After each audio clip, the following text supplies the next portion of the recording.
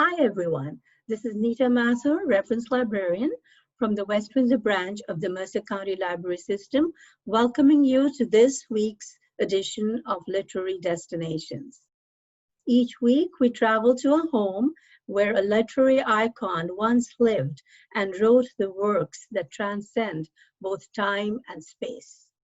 I came across these beautiful words from an author, Anya Jeremoko Greenwald, that I know will resonate with all bibliophiles. There's some magic imbued in a writer's home, in the feeling of seeing where they sat to compose the literature that built you, standing in the places where they dreamt and ate and had ideas that infected your own. It's as much a homecoming as it is a pilgrimage. This week, we are going to focus on Louisa May Alcott, and I'm going to be sharing some slides with you. Give me one moment while I queue up the slides. And it's taking longer than I thought. Let me start here. Now, Louisa May Alcott's book, Little Women, and its sequels have touched the hearts and minds of generations of readers. Some of her other works, in addition to Little Men and Joe's Boys, include Flower Fables, Hospital Sketches, and Moods. A basic search of the Mercer County Library catalog reveals 431 entries that include her books and biographies in print, audio, and ebook format. Louisa May Alcott was born in Germantown, Pennsylvania, but she spent most of her life in Boston and later in Concord, Massachusetts, 20 miles northwest of Boston.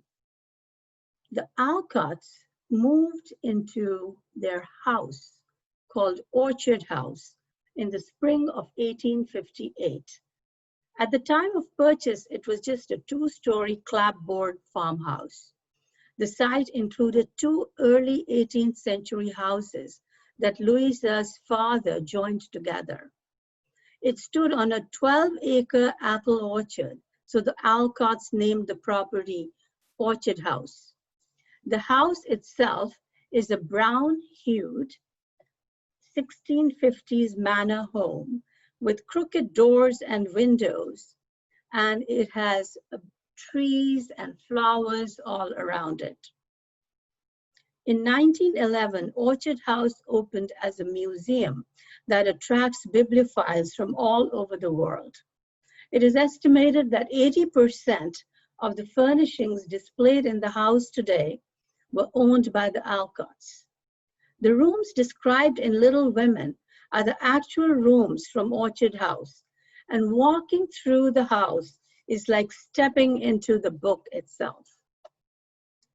Louisa's father, Amos Bronson Alcott, was an American teacher, writer, philosopher, and reformer. Here he is in Orchard House, seen in his study. One of the most fascinating parts of the house is Louisa May Alcott's bedchamber. This is the room in which she did much of her writing. Her father built for her a half-moon desk. It was here that Louisa worked on the manuscript of Little Women, and it was here that her story came to life. Little did she know that the book was destined to become an all-time classic, beloved by readers a century after her death. This is the end of the slideshow. I do hope you enjoyed this small journey back into the past of one of America's most beloved authors. Till next time, this is Nita Mathur from the West Windsor Branch Library, signing off.